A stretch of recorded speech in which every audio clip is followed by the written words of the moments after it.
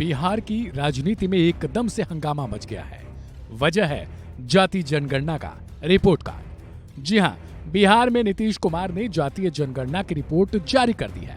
इसको लोकसभा चुनाव से पहले एक बड़ा सियासी दांव के तौर पर भी देखा जा रहा है।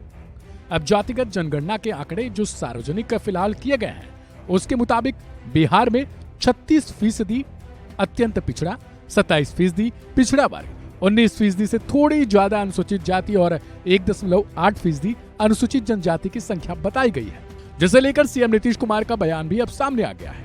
बीजेपी पर हमला बोलते हुए उन्होंने कहा कि सब कुछ करने के बाद नतीजा सामने आया। हमने हर परिवार की आर्थिक स्थिति की जानकारी ली है। कल सर्वदलीय बैठक में हम सारी बातें सबके सामने रखेंगे। बैठक में सभी के सुझाव लेने के बाद सरकार सभी जरूरी कदम उठाएगी।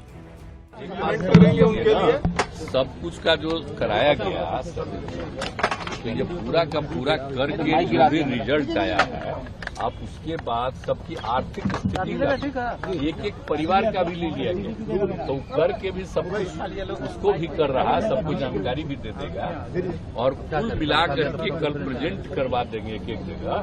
और इसमें किसी की मान लो कि उसका रिजर्वेशन बढ़ाने का संख्या बढ़े या कुछ और हो, उसी के लिए भी आप देख रहे हैं अनुसूचित जाति जनजाति की संख्या बढ़ी है ना। 10 वाला फिगर 16% और 1% से थोड़ा कम 1% बढ़ करके बढ़ा है ना। उनको भी फायदा है, तो बाकी सबको लाभ मिले। अरे इसी तरह कल सबके मीटिंग में एक एक बात को रखेगा और उसके बाद सब लोगों का राय लेकर के और सरकार की तरफ से जो जरूरी होगा आगे कदम उठाएंगे। आप उसकी चिंता मत करिए। हालांकि इधर बिहार की जातीय आधारित सर्वेक्षण रिपोर्ट पर जेडीयू नेता नीरज कुमार ने बयान दिया है और कहा कि रिपोर्ट में सिंचाई योग्य भूमि पर कब्जा, सभी स्रोतों से मासिक आय को दर्शाया गया है। डेटा से पता चलता है कि भारत सरकार ने कितने लोगों को नौकरी दी थी। अब उनका झूठ खुलकर सामने आया है। भाजपा बेचैन है क्योंकि उनका झूठ सामने आ गया।